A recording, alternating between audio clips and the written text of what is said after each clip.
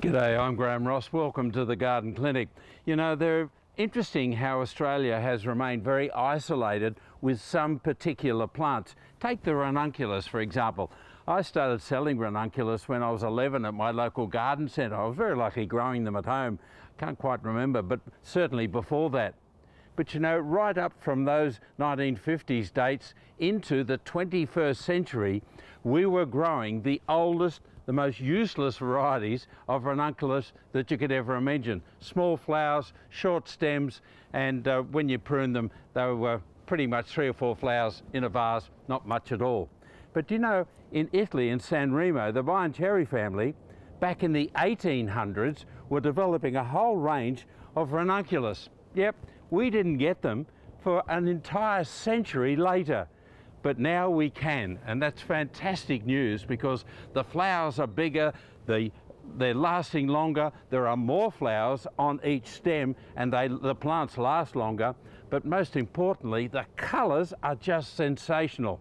So have a look at them in the catalogues that will be coming out early in the new year, whenever that is in your part of the world, around about January, February, March. The plant catalogues and the local garden centres will be selling, but they don't last long. They disappear very quickly off the shelves. So that's why it's handy to get onto the catalogues and order early some of these new varieties. But when you grow them, as I have been here, we did the original trials here at the Garden Clinic Garden to see if they were suitable. Honestly, they were 12 out of 10. They were just brilliant. So this is my 5th crop of those Italian varieties from the late 1800s. Now let me show you what I do each year.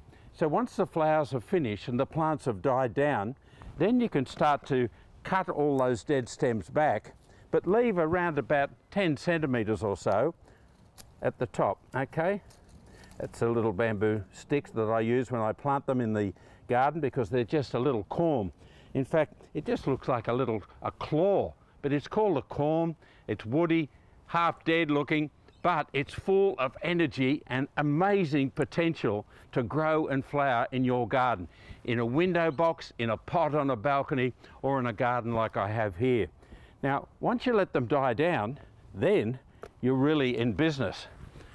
Now, this is as you get towards the beginning of summer, because you can actually save them for about 2 years before they start to disappear and go into retrograde quality. So let's dig this one out and we'll show you what we're looking for. Okay, now it's hard to pick them, so let me just take a piece of this out. There it is there, that's the corm. Take off some of that soil and there's the corm. Isn't it beautiful? Amazing little thing, full of so much potential. Like our children, they just grow into amazing things. Well, so do these little plants. Now, I don't need all of that stem. I'll just cut some of that off. So what do you do with this then? Well, you've got to keep it sort of semi-dry, but not too dry. So it's a little bit tricky. So what I do is I put them onto a little bed of sawdust, put it in the garden shed or the garage, somewhere where the mice won't get them and where they can be kept just at a stable moisture level and temperature.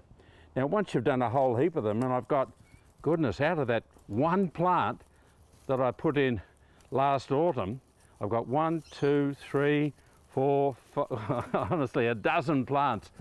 Look at that one there, that's an absolute beauty. Ranunculus, have a look for the new varieties, and when you grow them, sow them out and plant them out in the autumn season, don't forget there's a whole nother season at the end of spring and the beginning of summer when you can start the whole process over again. Now, you're saving not only money, but you'll be so enthusiastic, you'll save these and grow some more and buy some more. The new Ranunculus are absolutely heavenly.